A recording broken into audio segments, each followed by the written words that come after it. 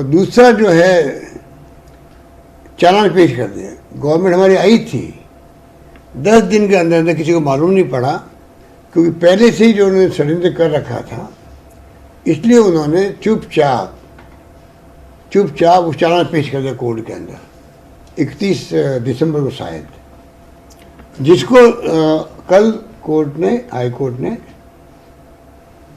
जो फैसला दिया है और उसको शर्मनाक बताया देश के लिए, किस प्रकार से ये ऐसा भी होता है। उनकी भावना ये थी, ऐसा भी होता है कि आप हाकना केस बना दिया आपने, उसको कल उसने FIR को ही उन्होंने पेश कर दिया। सर इसका मैं स्वागत किया। नंबर 2, जो मुलजिम थे, क्योंकि केस की तफ्तीश जब उनकी नीयत ये थी कि इनको बचाना ही है, उनको बचाने के षड्यंत्र के अंदर उनको मुलजिम बना दिया पहलू खां खुद को, जो कल फैसला हुआ। और साथ में जो मुलजिम थे, ना FSL की कोई रिपोर्ट मंगाई गई, ना शिनाख्त परेड कराई गई, कुछ भी नहीं किया, चालान पेश कर दिया और वो सब लोग बरी हो गए। अब हमने SIT बनाई है।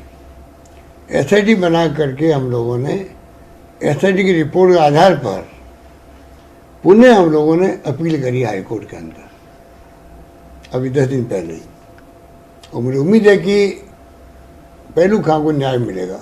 पहलू खां दुनिया में नहीं है, तो पहलू खां अपना आप के अंदर पूरे देश के अंदर मॉब लिंचिंग को लेके एक प्रतीक बन गया है। जब जब मॉब लिंचिंग होगी देश के अंदर, तब पहलू खां याद आएगा, जुडिशरी को भी, ब्यूरोक्रेसी को भी, पुलिस को भी और आम लोगों को भी। इस रूप में पहलू खां एक प्रतीक बन गया है और राजस्थान सरकार की ड्यूटी है कि पहलू खां के परिवार को न्याय मिले, मुलजिमों को सजा मिले, ये हम सुनिश्चित करना चाहेंगे। सर, दोषी पुलिस कर्मियों पर भी कार्रवाई करेगी? बिल्कुल, वो तो SIT की जो रिपोर्ट आई है, उसके आधार पर जो दोषी होगा उसको सजा मिलेगी, कार्रवाई करवाएंगे।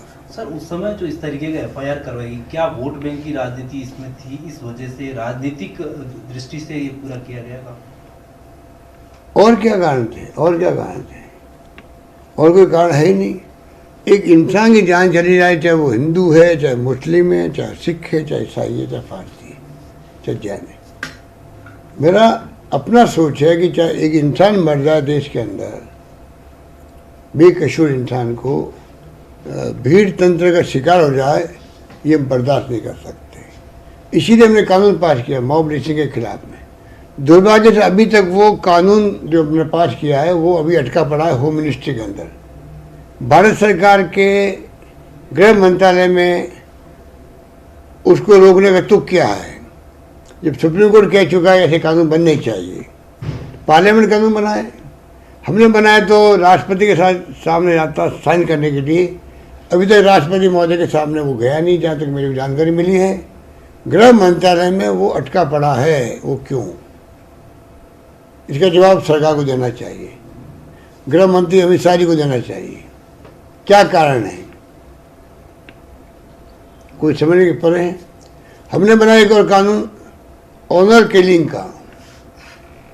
एक नौजवान लड़के लड़की शादी करते हैं, इंटरकास्ट मैरिज करते हैं, जाति के आधार पर ऊंच नीच का भेदभाव जो बना रखा है समाज में, उसके आधार पर आप अपनी बेटी को मार दो, ये दामाद बन गया उसको मार दो, क्योंकि आप टॉलरेट नहीं कर पा रहे हो, शादी कैसे कर ली बगैर पूछे हुए, और ये नीच जाति का है, ऊंच जाति का है। हमने उसके खिलाफ कानून बनाया है, क्रांतिकारी कानून। देश में दूसरा राज्य देश के अंदर मेरे ख्याल ये पहला राज्य है मॉब लिंचिंग के कानून बनाने में। मणिपुर के बाद दूसरा राज्य राजस्थान है, और इसके अंदर ऑनर किलिंग में पहला राज्य राजस्थान जिसने कानून बनाया है। ये कानून भी केंद्र सरकार को बनाना चाहिए। आज जैसी घटना हो रही है, हम क्योंकि हमारे कानून को अटका दिया गया, इसको भी वहाँ पर गृह मंत्रालय के अंदर, उसको भी इमीडिएटली आगे फॉरवर्ड करना चाहिए राष्ट्रपति महोदय के पास। ये मेरी मांग है, और ये हम लड़ेंगे। अगर इन्होंने हमारी बात नहीं मानी तो हम छोड़ने वाले नहीं। हमारी जिम्मेदारी बनती है, हमें अधिकार है, हम केंद्र सरकार को कहेंगे कि आप बताइए मजबूरी क्या है आपकी, ये हम चाहते हैं। सर एक स्टेट कुछ पूछो ना तुम, दुनियादारी बात। स्टेट हाईवे पे वापस टोल शुरू करने को लेकर सतीश पूनिया ने बयान दिया है कि ये दुर्भाग्यपूर्ण है। देखिए, ये चुनाव का फैसला था, चुनावी फैसला था, चुनाव जीतने के लिए। ये कोई मेरिट पे फैसला था? मेरिट पे फैसला नहीं था ये। अगर मेरिट पे फैसला होता तो शायद मैं ये काम नहीं करता। ये फैसला चुनाव जीतने के हथकंडे के रूप में था। जो प्राइवेट कारें हैं उनका टोल टैक्स माफ करने का तुक क्या था? अगर सरकारी खजाने का सिर्फ सवाल होता तो मैं फिर भी उसको टॉलरेट करता कि एक बार मान लीजिए कर दिया तो कर दिया सरकार ने फैसला। परंतु ये सभी सड़कें जो है टोल टैक्स ठेके में दिए गए हैं 25 साल, 20 साल, 15 साल के लिए। अगर आप जो हमें लीगल ओपिनियन मिली है उसके आधार पर आने वाले वक्त में राजस्थान की सरकार के ऊपर बहुत बड़ा भार आएगा। लोग कोर्ट में आने लग गए हैं कि हमें जो ठेका दिया गया उसके अंदर ये कार्य सम्मिलित थी, आपने बगैर हमें पूछे हुए, और पूछ के भी क्या, ठेकों में शर्तें थी, उसके आधार पर कलेक्शन होता, वो आपकी निर्णय से कलेक्शन कम हो गया।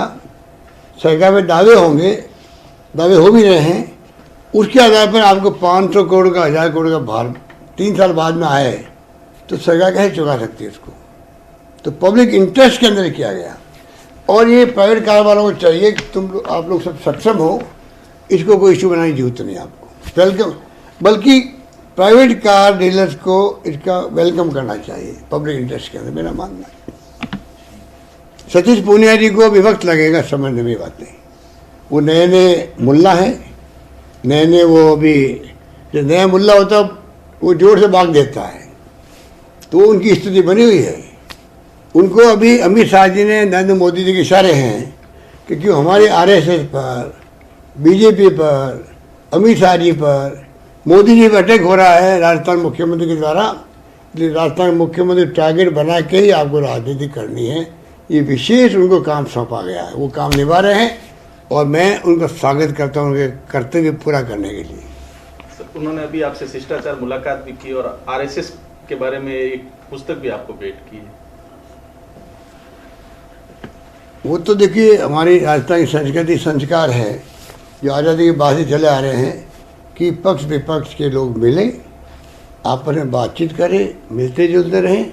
पब्लिक इंटरेस्ट में क्या हो रहा है उस पर कोई अपने को सुझाव देना चाहे तो मैं तो वेलकम करने वाला हूँ।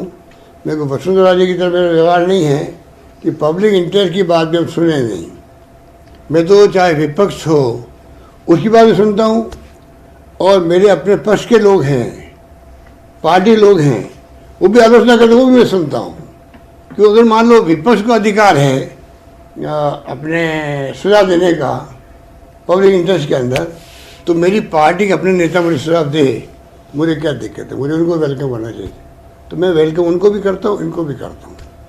मेरी सोच ये है, मेरी सोच वसुंधरा जी की तरह नहीं है। ये बात है। ठीक है, थैंक यू। सर मेरा एक और क्वेश्चन है, मेरा क्वेश्चन है।